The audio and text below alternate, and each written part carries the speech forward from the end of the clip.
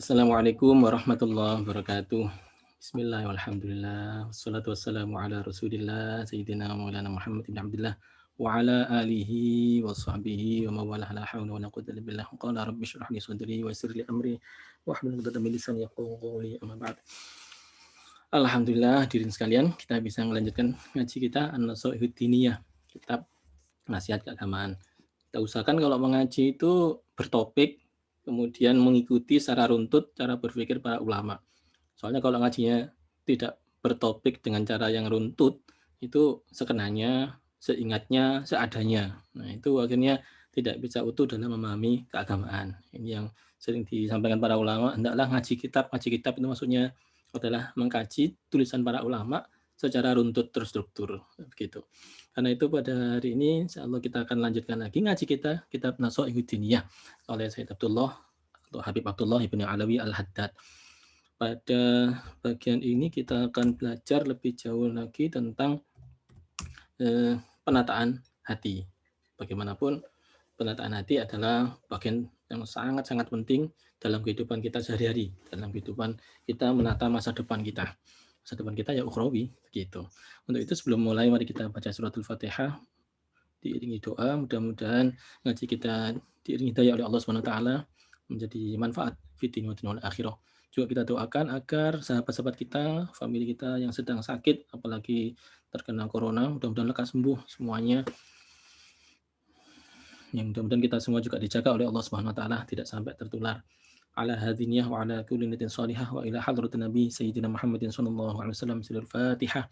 A'udzubillahi minasyaitonir rajim. Bismillahirrahmanirrahim. Alhamdulillahirabbil alamin arrahmanir rahim maliki yaumiddin. Iyyaka na'budu wa iyyaka nasta'in. Ihdinas siratal mustaqim. Siratal ladzina an'amta 'alaihim ghairil maghdubi 'alaihim waladdallin. Amin. Ya, Al-Fatihah kita biasa gunakan untuk mendorong doa yang kita panjatkan kepada Allah Subhanahu wa taala. Sarananya diberi sarana oleh Allah Subhanahu wa taala dengan membaca suratul Fatihah. Karena itu kita gunakan dengan sungguh-sungguh. Di situ ada, saya ingin mengingatkan ada ayat Iyyaka na'budu wa iyyaka nasta'in. Ya Allah, kepada Engkau lah kami menyembah dan kepada Engkau lah kami mohon pertolongan.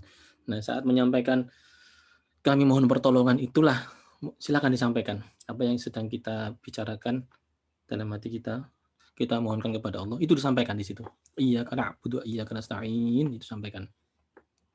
Kalau ada waktu, nyampaikannya kalau bisa, pas iyyaka na'budu wa iyyaka nasta'in itu diulang sampai 11 kali ayat ini. Iyyaka na'budu wa iyyaka nasta'in, iyyaka na'budu wa iyyaka nasta'in, sampai 11 kali. Terus sambil durasi waktu yang 11 kali itu kita bisa sampaikan permohonan kita kepada Allah Subhanahu wa taala. Baik, kita lanjutkan ngaji kita. Bismillahirrahmanirrahim.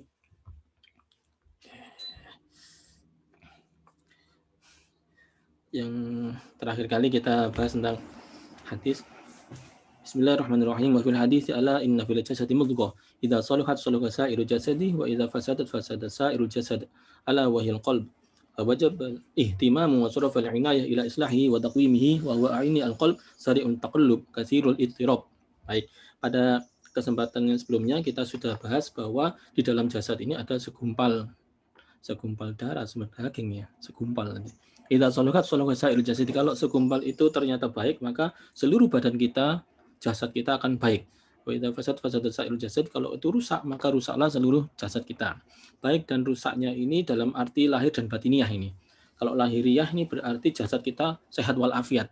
Orang-orang yang sakit-sakitan terus sakitnya berat itu biasanya ada semacam problem di dalam hatinya itu.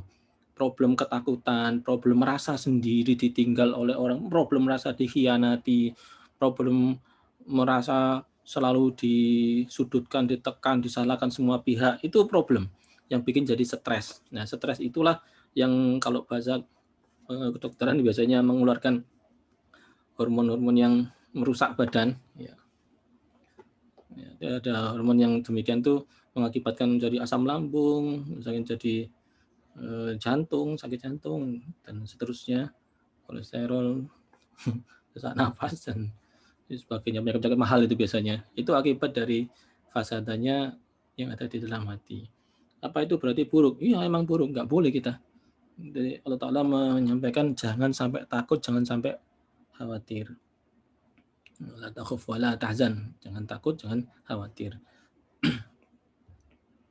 Padahal kita sering takut dan sering khawatir. Nah, itu yang problem kita di sana ya. Nah, wa ala wahyal qalb, maka yang demikian hati itu harus dijaga betul-betul. Fa wajibal ihtimam, maka hendaklah kita memperhatikan sungguh-sungguh wa sarafal inaya ila sunnatihi, dan kita curahkan perhatian untuk islah dan takwimi. Islah membaikkan si hati tadi dan memperbaiki kondisinya, takwimihi menjadikannya jadi tegak, nggak sampai jatuh. Wa huwa ainul qalbi, yaitu hati. Sari utaqallub, ada karakter tertentu hati itu, yaitu sesuai dengan namanya qalb. Itu sari utaqallub. Cepat sekali perubahannya. Sebentar senang, sebentar kemudian sedih. Sebentar bahagia, sebentar kemudian sumpek, marah-marah. Sebentar kemudian berubah lagi. Itulah sari utaqallub, perubahannya yang sangat cepat. Kathirul ittirab, banyak sekali problematikanya. Di bagian sini, hatta qala alaihi salatu wasallam, sehingga Rasulullah pernah bersabda, innahu asra'u taqalluban minal qidri idza istajma'at ghalyaniha. Di sini sungguh hati itu lebih cepat bolak-baliknya daripada air yang mendidih dalam panci. Kalau kita lihat panci itu lagi merebus air, di permukaan panci itu airnya jadi bulu kutuk gitu ya. Permukaannya airnya sangat panik, bolak-balik. Demikian pula hati. Kecepatan bolak-baliknya itu kira-kira seperti itu. Sehingga di dalam hati kita itu bisa saja hari ini mengatakan A, besok mengatakan B, bisa saja. Dan jangankan besok, dalam detik yang sama pun bisa saja perubahan terjadi. Karena itu Rasulullah menyampaikan wa kana alaihi salatu wasallam katsiran man yad'u ma yad'u, diminta untuk banyak berdoa. Oleh para ulama kita diberi petunjuk doa ini dibacanya pas momen apa? Tahiyat akhir sebelum salam. Yaitu saat-saat akhir kita berkomunikasi dengan Allah SWT. Karena ketika sholat kita itu lagi berkomunikasi, berdialog dengan Allah Subhanahu wa taala. Karena itu di bagian akhir dari sholat itu, yang paling akhir kita baca doa ini. Ya muqallibal qulub, tsabbit qalbi ala dinik. Silakan ini dibaca ketika innaka hamidum majid selesai, terus ya muqallibal qulub, tsabbit qalbi ala dinik. Yang belum hafal bisa langsung lihat itu yang warnanya merah. Ya muqallibal qulub, tsabbit qalbi ala dinik. Wahai zat yang membolak-balikkan hati, tetapkanlah hatiku pada agamamu. Ya, ini doa ikhtiar. Banyak orang yang kayaknya sih hari ini konsisten terhadap agamanya, besok berubah. Apa? Akhlakul karimah. Agama ini intinya kan akhlakul karimah. Inna mabu'itsu liutammima makarimal akhlak. Akhlaknya tadi hari ini karimah, mulia, ternyata berapa menit kemudian sudah tidak karimah lagi. Ayatnya hatinya sudah tidak punya akhlakul karimah. Nah, ini kita mohon kepada Allah agar hati kita tetap dalam kondisi konsisten terhadap agama Allah Subhanahu wa taala, yaitu berakhlakul karimah yang baik, mengesahkan Tuhan dan seterusnya. Wa yaqul innal quluba baina usbu'ain min asabi'ir rahman insya'a aqamaha wa insya'a azaghaha. Hati manusia itu berada di antara dua jari-jarinya Ar-Rahman. Jika dia kehendaki, maka dia tetapkan. Wa insya azaghaha, dan jika dia kehendaki juga dia bisa belokkan. Berarti kita mesti komunikasi matur kepada Allah Subhanahu wa taala. Jadi, wah, saya ini sudah kadang punya karakter pemarah, ini bagaimana? Ya, berusaha marahnya diredam, tapi jangan lupa doa kepada Allah. Enggak apa-apa. Wah, saya punya karakter dengki. Tiap ada orang seneng kok saya enggak seneng. Tiap ada orang enggak seneng, saya kok jadi seneng. Bahaya ini dengki ini.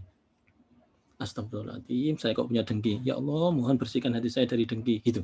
Jadi di satu pihak kita berusaha meredam dengki, di pihak lain kita matur pada Allah supaya bebas dari dengki. Supaya disembuhkan dengkinya. Jadi dua pihak itu, selalu kita gitu kan. Kita berusaha, sekaligus kita berdoa. Insya Allah nanti redam sendiri. Ini petunjuk para ulama begitu. Matur aja kepada Allah, nggak usah sungkan-sungkan, nggak usah sedih. Sampaikan pada Allah, ya Allah, saya kok punya rasa dengki ya. mohon sembuhkan ya Allah. Jadi kita sendiri juga meredam si dengki itu.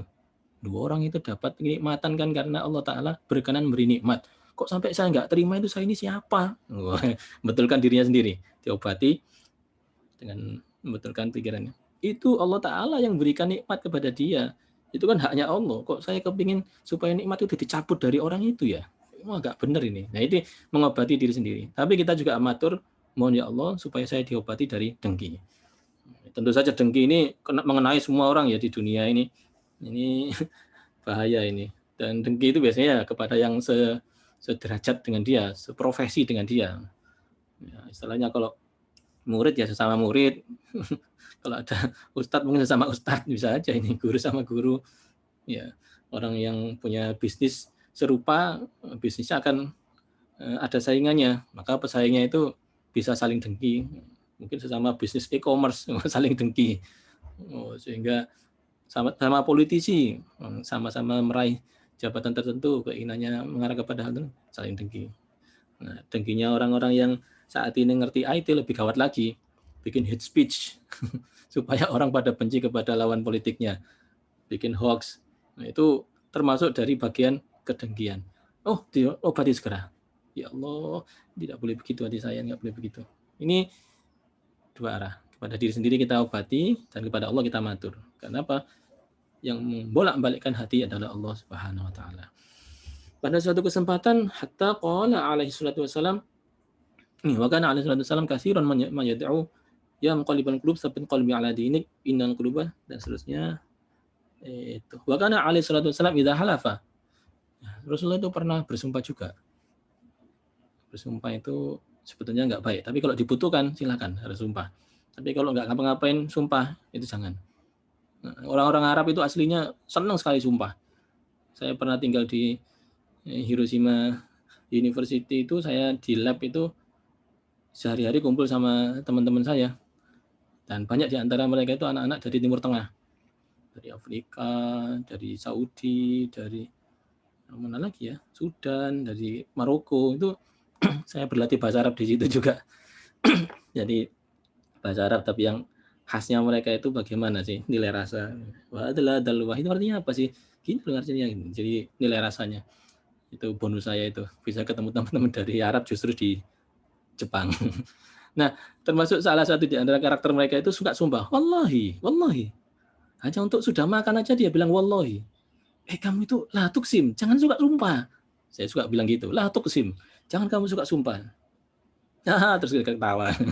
Kenapa? Karena sudah jadi kebiasaan orang Arab itu sumpah. Nah, ini diperintah oleh Nabi jangan gampang-gampang sumpah. Sampai sekarang pun masih seperti itu di Arab. Tapi ini saya cerita sisi lain, idza halafa. Tapi kalau beliau memang penting untuk sumpah, beliau sumpah. Cuman wajitahid fil yamin yaqul la wa muqallibal qulub. Tidak ya Allah, wa muqallibal qulub, yang hati yang membolak-balikkan hati. Jadi kalau sumpah itu temen aku gini, itu jangan sampai nanti hati saya dibolak-balik. Wa muqallibal qulub, ya Allah, wa muqallibal qulub. Lah, enggak kayak gitu. Jadi artinya coba gampang-gampang sumpah gitu maksudnya.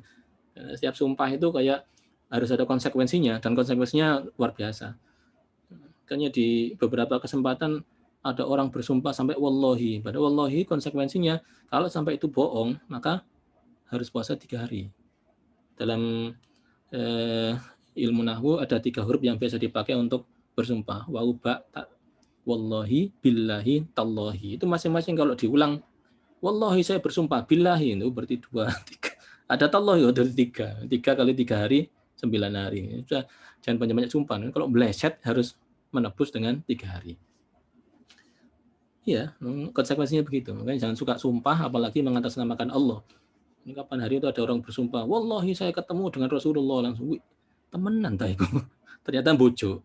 Ya, mohon diingatkan yang seperti itu harus ada konsekuensinya puasa 3 hari. Di samping dosa, apa istilahnya itu, ada dendanya. Memang kalau dosa itu bisa dimintakan kepada Allah, tapi denda itu harus dibayar juga kan? Ya, seperti zakat pun demikian. Itu ada dendanya. Memang seseorang bisa aja ngomong maaf kepada Allah, tapi juga dia akan harus membayar denda yang dilakukannya. Sebentar, ini ada yang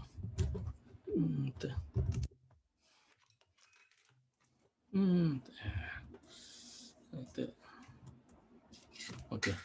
Hati-hati dengan sumpah, tidak boleh sembarangan bersumpah. Kalau nggak penting banget, jangan sampai bersumpah. Kenapa? Bisa jadi hati kita ada perubahan. Dan kalau ada perubahan itu, ya didenda. Sebenarnya bukan dendanya sih, tapi bahwa mengatasnamakan Tuhan untuk kebenaran, padahal kebenaran itu ternyata nggak benar, itu merugikan banyak pihak. Itu. Baik, saya tadi sampai di sini tentang sumpah tadi. La, kamu qaliban qulub. Qala ta'ala hakiyan an Ibrahim khalili alaihi salam wala tukhzini yawma yub'atsun yawma la yanfa'u malun wala banun illa man atallaha biqalbin salim. Surat Asy-Syu'ara ayat 87 sampai 89. Doa dari Nabi Allah Ibrahim alaihissalam, Khalilullah. Beliau berdoa, wala tukhzini yauma yub'atsun, ya Allah, jangan sampai engkau hinakan saya yauma yub'atsun, pada hari berbangkit nanti, ketika dibangunkan dari kubur. Yauma la yanfa'u malun wala banun, yaitu pada hari yang tidak bermanfaat lagi harta dan anak. Ini biasanya orang berharap ketika hari berbangkit nanti itu ada pertolongan karena dia punya kekuatan. Kekuatannya orang itu biasanya dua ini. Kekuatan karena dia punya harta banyak, dan kekuatan karena dia punya anak yang dapat dibanggakan. Ya, hari-hari kita, sehari-hari kan kalau ada orang nyombong, yang disombongkan kan dua ini yang disombongkan. Karena duitnya banyak, propertinya banyak, atau karena anaknya pada sukses, itu disoakan, itu dibangga-banggakan. Nah, pada hari itu tidak bisa membanggakan lagi harta dan anak itu. Illa man atallaha biqalbin salim. Nah, orang yang beres menghadap Allah itu yang punya hati bersih. Oke, semoga sekarang mumpung belum sampai menghadap Allah Ta'ala, meninggal dunia, hari-hari ini malaikat Israel lagi kerja keras ini, banyak yang meninggal dunia dalam waktu-waktu Allah Karim.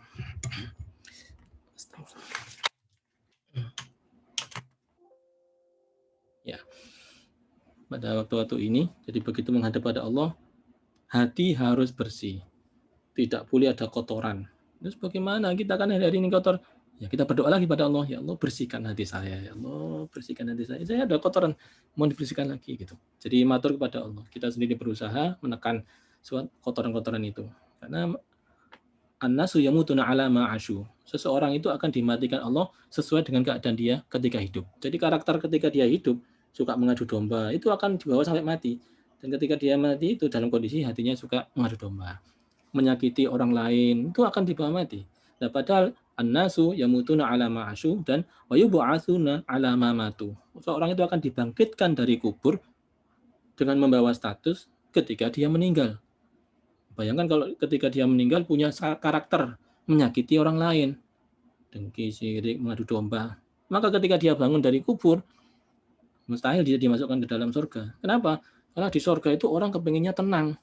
Semua orang dijamin oleh Allah Ta'ala tenang. Tenang itu ya senang, bahagia. Nah, kalau ada orang yang masuk surga dalam kondisi membawa karakter yang mengadu domba, suka menyakiti, akan menyibukkan dan mensumpahkan orang yang di surga. Jadi mustahil dia bisa masuk surga. Sulit. Karena hatinya tidak salim. Karena itu sebelum meninggal kita bersihkan dulu hati kita. Pojok sampai punya karakter, jangan sampai punya karakter yang ngerusak itu. Hatinya harus bersih. Kita usahakan. Yes. Kalau hari ini kita mangkal sama orang, belum memaafkan atau dendam, monggo di absen di dalam hati kita. Yang masih didendami siapa ya? Tak sepuro. Wabe wong tak sepuro. Biasanya para ulama menganjurkan sebelum tidur itu kita diminta memaafkan semua manusia. Siapa aja yang punya salah dengan saya, saat ini juga saya maafkan. Tidak ada orang punya salah dengan saya. Gitu. Itu bisa membersihkan hati kita, bersih. Insya Allah kita jadi qalbin salim. Demikian. Fahris kulal harsi, rahimakallah. Usahakanlah dengan sungguh-sungguh. Berusahalah dengan sungguh-sungguh, berhati-hati. Rahimakallah, semoga Allah memberikan rahmat kepadamu. Anta ya rabbaka bil qalbil salim. Untuk berusaha keras ketika menghadap Allah Ta'ala, hati kita bersih. Nah, bersih dari apa? Minasyirki wan nifaq, dari syirik dan kemunafikan. Syirik itu menyembah berhala, iya itu termasuk syirik menyembah berhala. Tapi menduakan Allah, mencari tandingannya Allah, mencari saingannya Allah, termasuk syirik. Hati-hati, hati-hati. Apa ada? Ya kalau disebut ya berarti ada orang yang mencari tandingannya Allah. Apa? Biasanya harta. Harta itu tandingannya Allah seringkali. Wah, karena punya harta yang banyak itu maka merasa aman dari segala sesuatu sehingga tidak perlu kepada Allah Ta'ala. Hati-hati. Nifak, kemunafikan, hati-hati. Jangan sampai kita punya karakter orang munafik. Itu berarti hatinya tidak lagi bersih. Wal bid'ah, kelakuan bid'ah. Bid'ah itu adalah hal baru yang tidak sesuai dengan aturan Rasulullah. Nah, cuman hari-hari ini bid'ah lagi dikampanyekan oleh beberapa pihak tertentu sebagai semua yang tidak ada pada zaman Rasulullah disebut bid'ah. Ngawur itu. Ya setiap saat, jangankan sekarang, zaman sahabat aja banyak yang tidak terjadi pada zaman Rasulullah. Karena beda zaman pasti akan beda karakter, beda keadaan. Yang dimaksud adalah yang melanggar aturan yang sudah ditetapkan oleh Rasulullah. Wa munkaratul akhlak, akhlak-akhlak yang jelek, yang kotor. Misal contohnya al-kibir, sombong. Sombong itu batarul haq, melawan kebenaran dan merendahkan manusia, wamdunas, menghinakan manusia, sombong. Kayak gini sombong contohnya ya. Ini kadang-kadang orang kaya suka sombong ya, tapi ternyata hari-hari kita ini orang miskin pun banyak yang sombong. Orang kaya sombong saya kira kok contohnya banyak sekali. Ini kalau orang miskin sombong itu apa ada? Kapan hari ada yang ngomong gini, kalau saya jualan di sini, emang kamu mau apa? Sombong kira. Padahal jualannya itu tempat yang dilarang. Berarti menerangkan kebenaran. Tapi kata-kata mau apa kamu? Saya ini, sudah mulai berarti menghinakan orang. Kibir. Jadi nggak mesti dominasi orang kaya ya sombong itu. Nggak mesti dominasi orang pintar. Kadang orang goblok juga bisa sombong. Nggak mesti dominasi orang sehat. Orang sakit bisa sombong. Pernah nggak lihat orang sakit tapi sombong? Sakit mas, kena penyakit ini sakit sekali. Saya nggak yakin kalau sampean kena sakit ini bisa kuat seperti saya ini. Iya apa sih? Orang seloro aja sombong. Orang miskin sombong, orang sakit sombong, orang goblok ya sombong ya. Kok bisa tuh? Tapi ternyata sombong itu ada di mana-mana ya. Nggak peduli orang itu punya kekuatan. Ya jangan saya sombong. Iblis itu sombong banget itu. Kita kalau masih ada sombong dikit di hati kita, lepaskan. Mau dilepaskan. Saya pengen latihan sedikit ya. Barangkali ada yang bisa ikut latihan saya ini. Ini kan ada raise hand ya di situ ya. Raise hand ada kan di tombolnya itu. Raise hand itu mengangkat tangan. Saya ingin tanya, di antara panjenengan semua, ini di sini kebetulan ada sekian puluh hadirin ini. Ada nggak di antara hadirin ini orang-orang yang Anda nilai sebagai lebih baik daripada saya? Saya ulangi, ada nggak di antara hadirin ini Anda nilai sebagai orang yang lebih baik daripada kita sendiri? Anda menganggap orang lain yang itu lebih baik daripada saya. Ada? Kalau ada coba raise hand. Ada yang kenal kan? Itu, oh ya itu. Terima kasih Mbak Nur. Iya. Ada yang lebih baik daripada jenengan ya? Ada. Ada kan? Kata Mbak ini ada, itu lebih baik daripada saya orang itu. Oh ya ada. Katakan ada yang lebih baik dari saya. Oke. Itu bagus. Baik, sudah raise hand-nya diturunkan. Sekarang saya ingin tanya sekali lagi. Ada nggak di antara sekian puluh orang ini yang lebih jelek daripada saya? Ada nggak? Diturunkan raise hand-nya. Ada nggak? Oh, itu lebih jelek daripada saya. Ada nggak? Diturunkan raise hand-nya yang enggak. Itu lebih jelek daripada saya. Yang itu lebih jelek daripada saya. Ada nggak? Satu aja. Alhamdulillah, semua mengatakan nggak ada. Kalau sampai Anda bilang ada, Pak, burung, nggak cita swarga, nggak jadi surga itu. Apalagi bilang banyak, Pak, wah tambah nggak cita swarga itu. Kenapa demikian? Berarti sama luwe apik timbangannya wong liya. Katanya iblis, ana khairum minhu, khalaqatani min nar wa khalaqatahu min tin. Itu katanya iblis. Saya lebih baik daripada dia. Saya tercipta dari api dan dia tercipta dari tanah. Itu kelakuannya iblis. Jangan ditiru. Kalau menganggap orang lain ada yang lebih jelek daripada saya, itu sama aja menganggap saya ini lebih baik daripada dia. Itu karakternya iblis.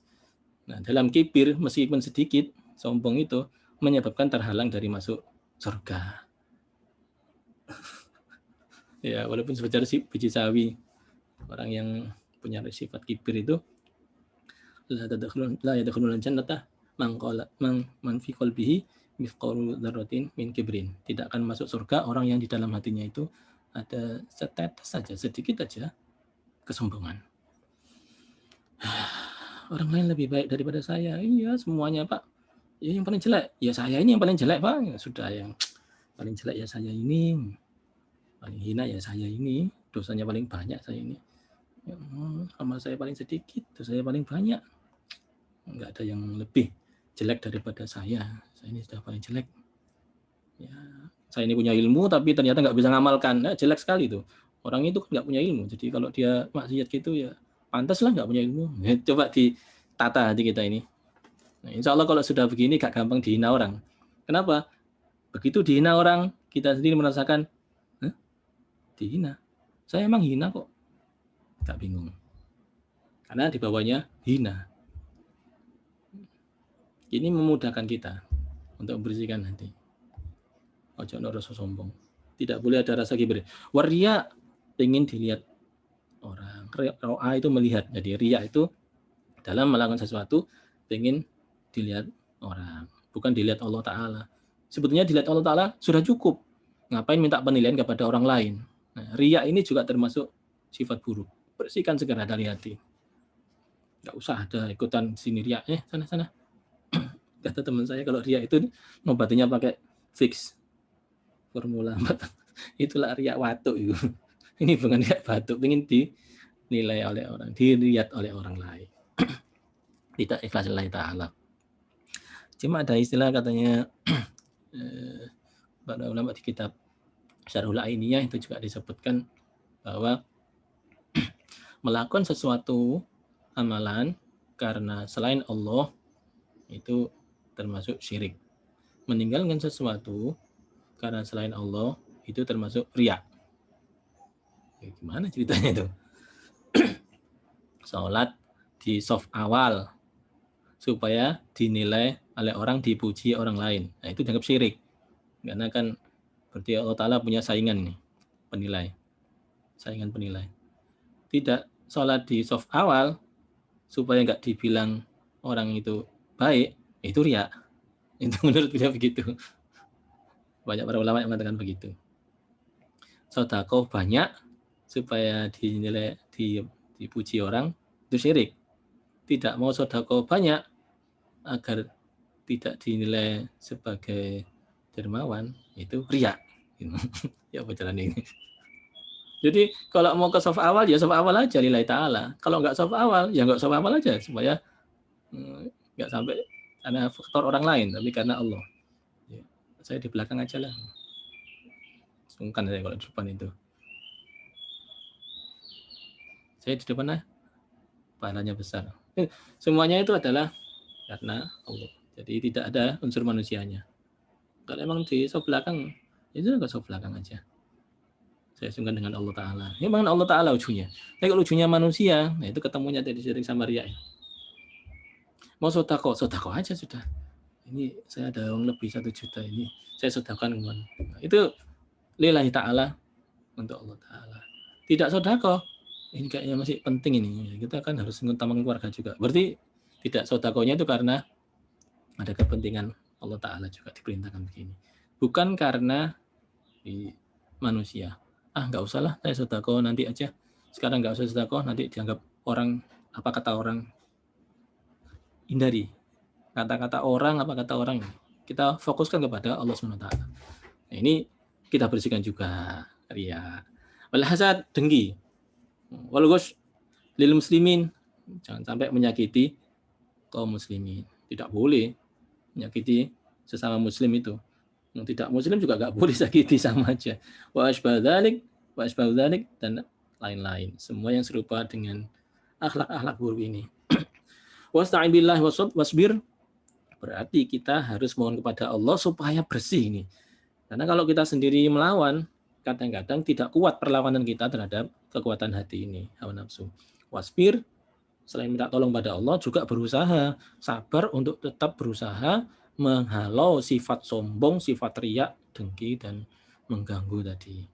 Wajitahid wasyamir, ya, bersungguh-sungguhlah dan kerjakan. Perhatikan apa yang Anda kerjakan ini. Wakul kasiron, dan bacalah doa ini banyak-banyak. Kalau bisa habis sholat kita tambah doa ini ya. Rabbana la tuzigh qulubana ba'da idh hadaitana wa hab lana min ladunka rahmah innaka antal wahhab. Rabbana, wahai Tuhan kami, la tuzigh qulubana, jangan engkau sesatkan hati kami. Ba'da idh hadaitana, padahal sekarang ini hati kami sudah benar, sudah kami rasakan, engkau berikan hidayah pada kami. Wa hab lana min ladunka rahmah, mohon berikan kami kasih sayangmu dari sisimu. Miladunka ini banyak yang mengartikan laduni, itu mirip-mirip laduni. Jadi kayak ilmu laduni, ilmu yang langsung datang dari Allah.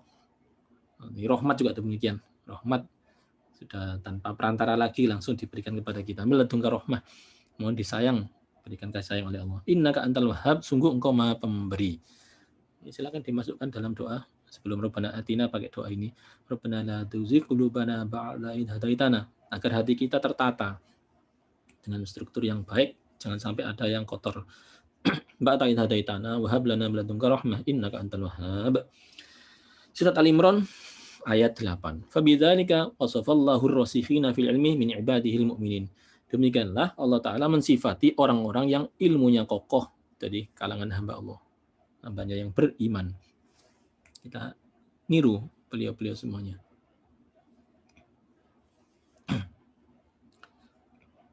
Baik, ya. Kita lanjutkan. Nanti kalau ada yang ditanyakan setelah acara ini selesai, bisa langsung kita tanyakan. Nah, sebaliknya, wa iyyaka wal qaswah. Hati-hati jangan sampai qaswah. Hati yang keras. Hati yang keras itu bagaimana sih hati yang keras? Hati-hati jangan sampai punya hati yang keras. Wahya ghidul qalbi wa jumudihi hatta la ta'thir bil mau'idhah. Hati-hati jangan sampai punya hati yang keras, yaitu hati yang beku, tidak mempan untuk diberitahu. Wala yarqa wala yalin 'inda dzikril maut wal wa'di wal wa'id. Sampai-sampai dikasih tahu tentang kematian pun tetap masih belum bergerak hatinya. Tidak punya rasa gentar terhadap saat-saat kematian tuh. Wal wa'du wal wa'id, tidak wajib perhatian meskipun dikasih tahu ada janji Allah yang positif maupun yang peringatan berupa neraka. Janji Allah yang enak itu surga, gak ngefek, surga neraka. Wa ahwal akhirat, dan segala macam hal akhirat. Ini kalau sudah hati keras itu tandanya dikasih tahu gak mempan. Bahasa Jawanya apa? Dikum gak teles, diobong gak makan. Nah, kalau batu kali itu, batu hitam di dalam sungai itu terendam sungai bertahun-tahun, begitu dibuka diambil, maksudnya diambil, dientas, terus dipecah, tengahnya itu kering. Ya, kayak gitu hati yang keras itu. Tidak mempan diberi nasihat apapun. Diberi nasihat dzikrul maut pun enggak ngefek. Qala sallallahu alaihi wasallam, ab'adul asya' minallahi ta'ala al-qalbul qasi. Sesuatu yang paling jauh dari Allah adalah hati yang keras. Jangan sampai kita punya hati yang keras. Qala alaihi salatu wasallam, man isyaqa arba'atun qaswatul qalb wa jumudul ain wal hirs wa tulil amali. Ini ada 4 karakter yang orangnya itu bakal cilaka kalau punya 4 karakter ini. Kalau dia bekerja akan dijauhi pimpinannya, dibenci anak buahnya, dan dia sulit untuk mendapatkan karir yang bagus. Syaqo, sikit cilaka itu kalau kerja. Sekolah juga begitu, akan sulit, pinter dan sebagainya. Di mana-mana jadi ruwet. Mereka punya 4 ini. Qaswatul qalb, hati yang keras. Kalau dikasih tahu tuh mesti jawabannya lah iyo. Lah iyo. Lah iyo. Ini kadane sampai dikasih sama. Lah iyo, aku lho wis. Jadi enggak mempan untuk diberitahu siapapun, mesti balik nasihati. Dikandani malah ngandani. Itu qaswatul qalbi itu kayak gitu, enggak kuat dia diberitahu orang. Wajubudul ain, orang itu kaku pendapatnya, enggak bisa ditekuk sedikit pun. Karena merasa dirinya paling benar kan. Orang lain kalau ada yang beda sedikit, wah itu jelek sekali itu. Yang terbaik itu saya. Jumudul ain, kaku, sudah nggak bisa ditekuk. Wal hirs, serakah, wadul amal, dan orang yang panjang angan-angan. Lain kali dijelaskan yang dua ini. Fahdariz min hadhil arba', hati-hati jangan sampai punya 4 karakter ini. Dalam hadis, wa'lamu anna Allah la yaqbalu du'a min qalbin ghafilin. Ketahuilah sungguh Allah Ta'ala tidak menerima doa orang yang hatinya lalai. Mungkin penjenengan ada yang pernah mendapat ijazah dari kiai siapa, beliau-beliau itu menyampaikan ini ijazahnya begini, terus kita amalkan ijazah itu. Kok tidak tembus, kenapa ya? Nah, padahal teman-teman yang doa dengan doa yang sama kok tembus semua ya. Bisa jadi begitu kan. Nah, masalahnya la yaqbalu du'ain min qalbin ghafilin. Ya, gimana? Yang kembali doaan ya. Doa. La yang kembali doaan min qalbin ghafilin. Tidak menerima doa dari hati yang lalai. Yang omongannya disampaikan, kalau bahasa saya ada yang menyampaikan berdoa dengan membaca doa itu beda enggak ya? Saya membaca doa dan saya berdoa itu beda enggak dua kalimat itu? Beda. Membaca doa itu membaca teksnya doa. Kayak upacara itu. Dibaca teksnya doa itu. Atau kalau lagi acara suruh baca doa, itu dibaca doanya. Ya Tuhan kami, semoga ini beneran nggak minta kayak gitu tuh. Apalagi pakai puisi-puisi, dipuisi-puisikan. Bisa aja yang baca puisi memang betul-betul memang mohon, tapi bisa jadi itu hanya membacakan teks doa atau puisi doa. Bisa jadi benar, bisa jadi salah. Walhasil yang kita laksanakan adalah berdoa, mohon kepada Allah. Berdoa dengan membaca doa itu agak beda ya. Di situ bedanya. Baik, kita lanjutkan. Karena itu hati-hati wal ghaflah dunal qaswah wa hiya madmumah. Hati-hati jangan sampai lalai. Hati kita jangan sampai lalai dan jangan sampai apalagi keras. Kalau lalai sudah enggak cuek ya, cuek dengan segala sesuatu. Wa hiya madmumah itu sifat yang tercela.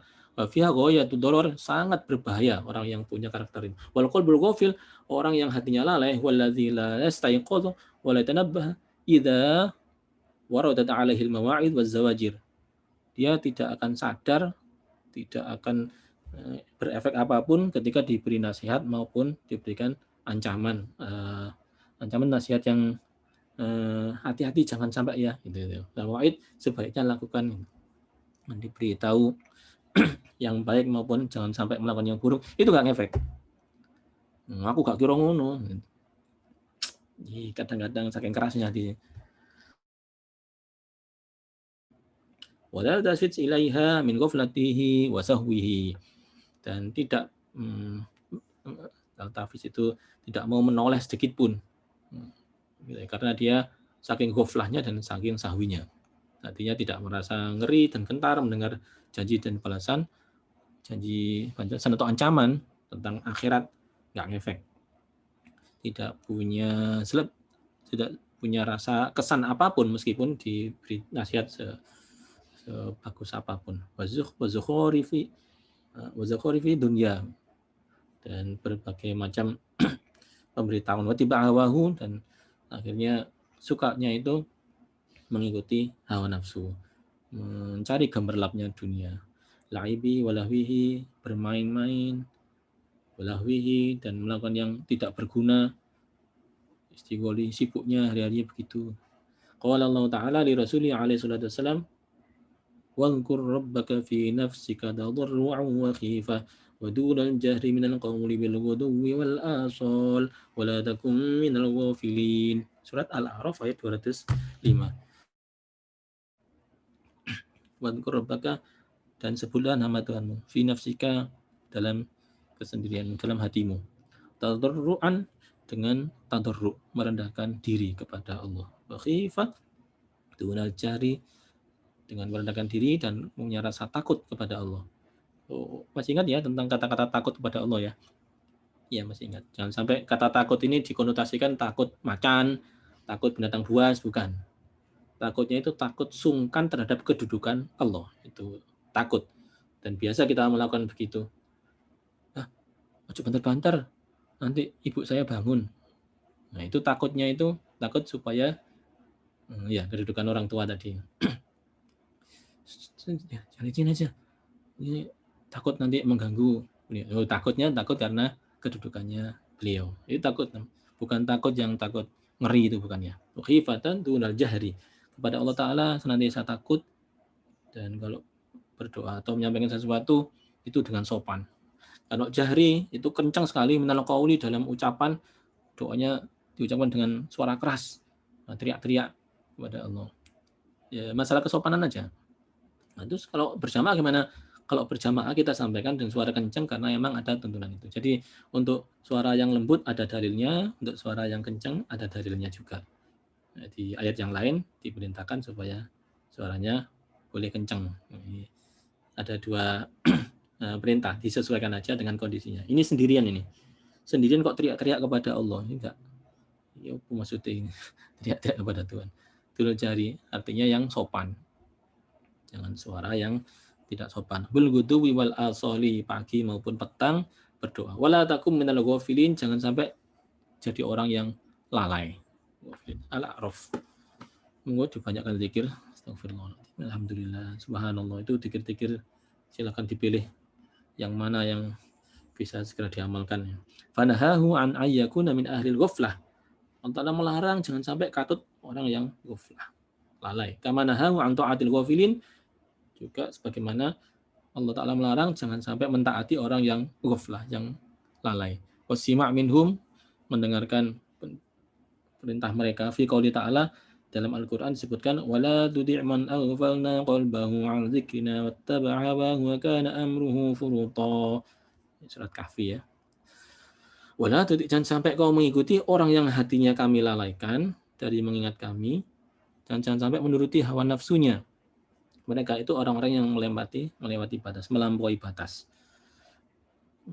Tuh, kita sendiri ya jangan sampai lalai, apalagi ikut orang lain.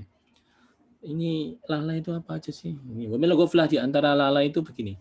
Ayyaqra al-'abdu al-Qur'an al-karimi aw yasma'ahu fala yatadabbaruhu.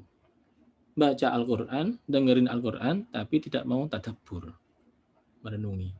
Wala tafahamu ma'anihi, dan tidak mau berusaha memahami maknanya. Mau contoh, ini agak repot ini ya, karena teman-teman terutama yang rajin qiraat, rajin tadarus ini kadang memang mengejar setoran jumlah, bukan maknanya. Padahal maknanya sangat penting. Sehingga diingatkan di sini di antara ghaflah itu membaca saja tanpa mau merenungi dan tidak mau memahaminya. Apalagi nggak baca ini. Harus baca. Ya, baca yang merenungi. Sudah baca aja masih dikecam di sini. Apalagi yang nggak baca. Ya, usahakan kita baca Al-Quran semaksimal mungkin sekuat tenaga kita ya. Apalagi kita mungkin waktunya penuh sekali dengan tugas-tugas harian. Usahakan ada sela-sela dikit untuk bisa membaca Al-Quran dan merenungi. Nah, hari-hari ini, ya, katakanlah sekarang ini kita ngaji ini juga memaknai ayat demi ayat tadi. Ini insya Allah sudah termasuk ya tetap baru, yaitu merenungi, tafahamu, dan memahami maknanya. Wala yaqif 'inda awamirihi wa zawajirihi. Tidak mau mengikuti perintah dan larangan yang di Al-Quran, itu masuk ghaflah. Udah dikasih tahu, suruh terima kasih juga tidak mau berterima kasih. Di Al-Quran perintah terima kasih banyak sekali, supaya kita mau membalas. Idza huyitum bitahiyatin fahayyu bi ahsana minha. Kalau kau diberi kehormatan oleh seseorang, balaslah penghormatan itu dengan yang lebih. Kalau nggak bisa minimal sepadan. Itu perintah dalam Quran. Ini dihormati tetangga ya nggak mau membalas penghormatan. Dihormati kawan nggak mau membalas penghormatan. Sampai dihormati oleh bawahannya atau atasannya, tetap dia tidak mau. Kenapa? Semua kebaikan dari Allah, tidak dari manusia. Orang ini bilang Al-Quran, tapi perintah Al-Quran dilanggar. Ya, tentu saja oleh Allah Ta'ala diperintah berterima kasih, juga balik menghormati sesama manusia. Apalagi yang berjasa kepada kita. Wa mawa'idhuhu wa qawari'uhu. Tidak mau mengikuti nasihat. Mawa'idhu nasihat. Kalau bahasa mau'idoh. Ini dulu kalau di kalangan umat Islam, kalau ada pengajian itu namanya mau'idhatul hasanah. Kalau sekarang diganti tausiah. Istilahnya. Tausiah itu kan wasiat. Wasiat itu mau mati biasanya. Atau ini kok jadi ada pergeseran makna ini.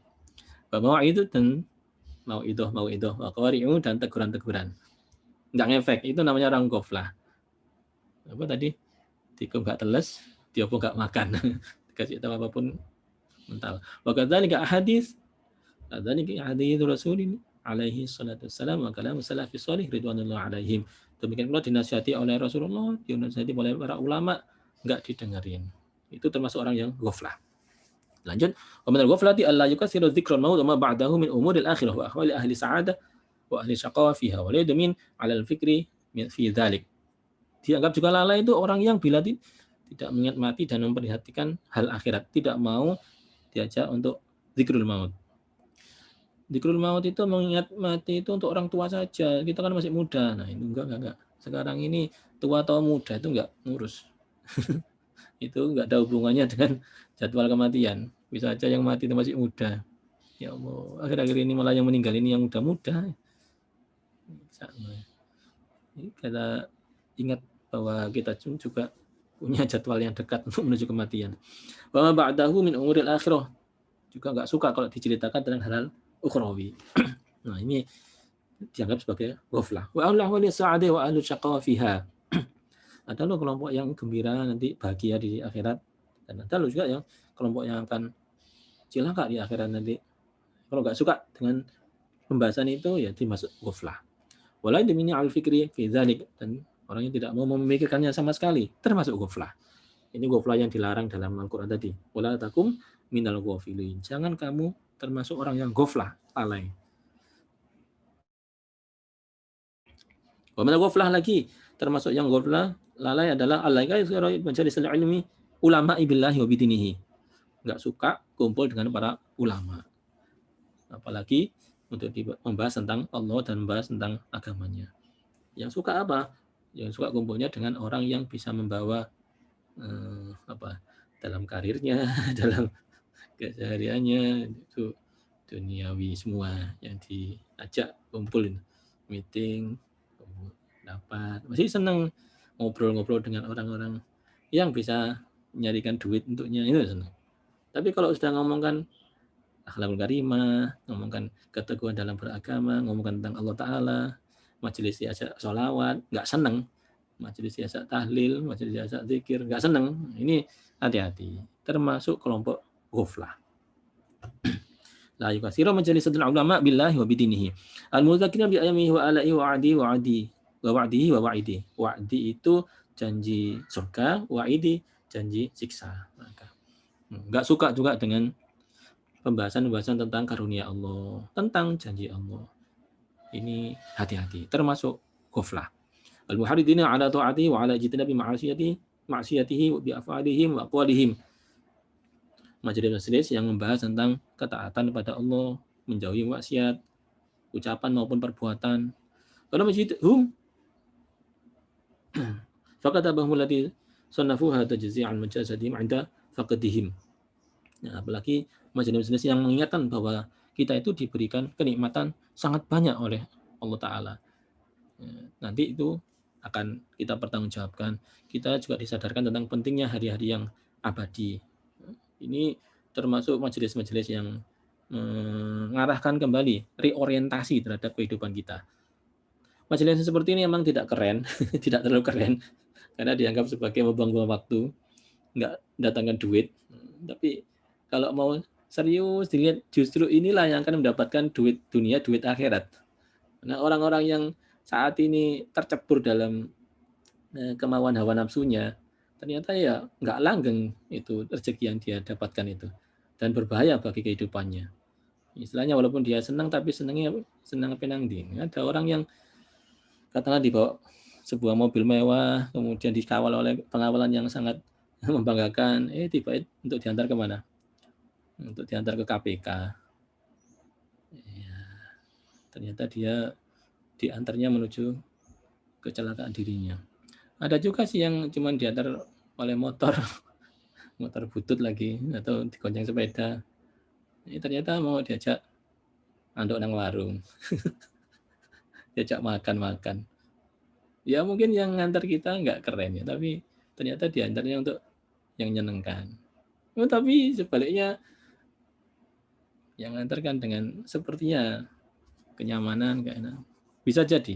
Jadi kita nggak tahu ini majelis-majelis ini kayaknya sih nggak keren, tapi ternyata ini justru membawa kita bahagia. hidup di dunia dan akhirat. Itu ada meeting-meeting yang sepertinya keren, ternyata bisa aja nggak membawa kehidupan kemana-mana. Dan mungkin jadi malah menyedihkan. Karena itu kita ikut aja perintah Allah Ta'ala, desain gitu. Majalisatul ulama. Kita perbanyak untuk punya majelis bersama ulama. Hari ini kita punya YouTube, kita punya Twitter, kita punya Facebook yang ekspos para ulama dan banyak sekali fatwa-fatwa beliau yang di repositori ya, disimpan di sana untuk bisa kita lihat sewaktu-waktu. Ini barokah, nikmat dari Allah SWT yang luar biasa. Zaman dulu nggak ada kayak gini nih. Masih ingat ya kita cerita-cerita orang yang sampai rebutan sama kitab sampai berantem itu di film-film kungfu itu demi kitab. Sekarang kita bisa difotokopi PDF-nya itu, bisa di-send, bisa di-download. Masih ingat kita cerita-cerita ulama yang menempuh perjalanan jauh sekali, ratusan kilometer untuk bisa ketemu petua yang bagus. Ternyata sekarang tinggal klik aja di link video YouTube itu maupun video-video yang lain, mendapatkannya dengan mudah. Dengan forum Zoom yang juga sambil layah-layah di rumah, sambil sembujung, sambil silo, bahkan sambil rebahan bisa mendengarkan petua-petua ulama. Kalau begini ceritanya, kita berarti makin hari makin difasilitasi oleh Allah SWT. Itu patut kita syukuri. Kalau sudah semudah itu ternyata nggak mau, maka pantas nggak disebut goflah itu. Iya, pantas, lalai. Kalau zaman ulama dulu harus menempuh, harus membiayai, harus ini sulit itu masih ada justifikasinya. Kalau sekarang sudah nggak perlu payah, nggak perlu biaya banyak, nggak perlu ini. Kalau nggak juga berarti ya goflah itu sendiri, yaitu lalai. Demikian mudah-mudahan ini bisa menginspirasi kita, jangan sampai jadi orang yang hatinya keras, dan jangan sampai menjadi orang yang lalai terhadap Allah. Saya kira cukup sekian ngaji kita. Yang terpenting lagi itu di absen lagi di dalam diri kita. Wes ini sebentar tadi yang disampaikan ini terhadap diri kita. Wes ngikuti kita ini. Oh belum ya, dibetulkan lagi. Ya mohon kepada Allah, kita sendiri berusaha dua-duanya ya. Ditekan nanti kita, diarahkan, tapi juga minta kepada Allah. Demikian, akhiri dengan berdoa. Bismillahirrahmanirrahim. Alhamdulillahirabbil alamin. Allahumma shalli wa sallim ala sayyidina Muhammad wa ala alihi wa sahbihi ajma'in. Alhamdulillahirabbil alamin. Allahumma inna nas'aluka ilman nafi'an نافعا ورزقا واسعا حلالا بركا طيبا وولدا صالحا وعملا مقبولا ربنا لا تزغ قلوبنا هذا ذنوب لنا من رحمة إنك أنت الوهاب ربنا آتنا في الدنيا حسنة وفي الآخرة حسنة وقنا عذاب النار ربنا لا تزغ قلوبنا بعد إذ هديتنا وهب لنا من لدنك رحمة إنك أنت الوهاب اللهم إنا نسألك العفو والعافية والمعافاة الدائمة في الدين والدنيا والآخرة اللهم إنا نسألك علم النبيين وحفظ المرسلين وإلهام الملائكة المقربين برحمتك يا الرحمن برحمتك يا أرحم الراحمين وصلى الله على خير خلق نور عرش سيدنا محمد وعلى آله وصحبه أجمعين بفضل سبحان ربك رب العزة عما يصفون وسلام على المرسلين والحمد لله رب العالمين. Assalamualaikum warahmatullahi wabarakatuh.